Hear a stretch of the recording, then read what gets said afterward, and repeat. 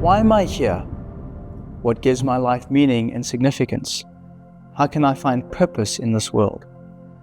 These are questions which we ask ourselves not only at one point of time in our lives, but at numerous points throughout our lives. And this reveals that there is, within the human heart, a deep longing to know that our lives are not hopeless. We are not content to think that our lives will be completely discarded forever.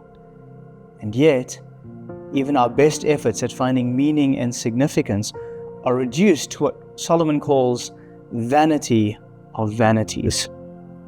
With these opening words, the preacher does not offer to us motivational platitudes. He confronts us with futility. Life, he says, is cyclical. The sun rises and sets. The wind blows around and around the earth. Rivers flow into the sea, and yet the sea is never full. It's all movement without meaning. The rhythm of this opening poem is hauntingly repetitive. Solomon's words are designed to echo the tedious nature of life. And then, after he observes it all, he falls silent.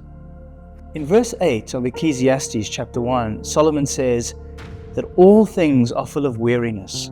A man cannot utter it. He's speechless in the face of life's apparent meaninglessness. Philip Ryken describes Solomon's experience well.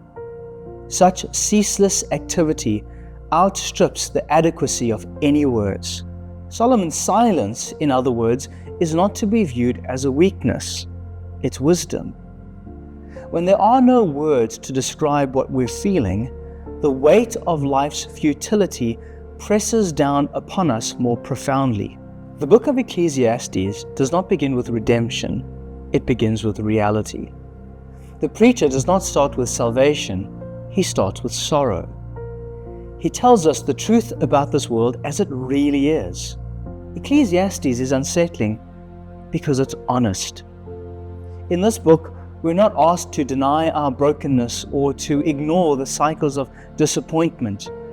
We're asked to acknowledge them and to recognize that they cannot be fixed from within this broken system that we describe as the world.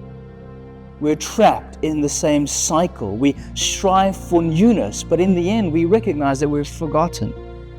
It is only when we are stripped of this illusion that we begin to see more clearly.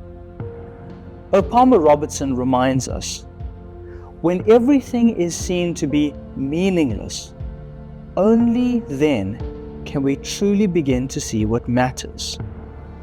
Ecclesiastes is a book which graciously dismantles our idols.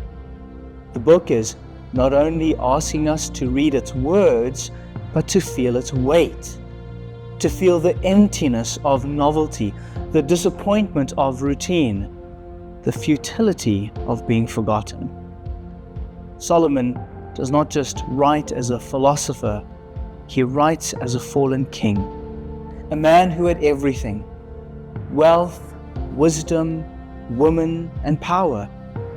But in the end, he found that the world had nothing to offer. Everything was a striving after the wind. And that's precisely why this message connects with us. Solomon does not stand in a pulpit away from his people. He walks beside us as we experience the monotony of life under the sun. If we will stay this course, if we will listen to the preacher, we will find that his paradoxes are not dead ends, they're invitations.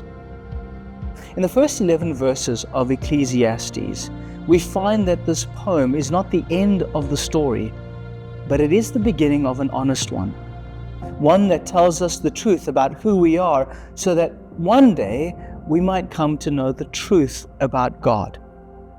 Meaning will not be found under the sun, but it may be found beyond it. If we're willing to walk with Solomon through this valley, we will find that despair is the doorway that leads to grace.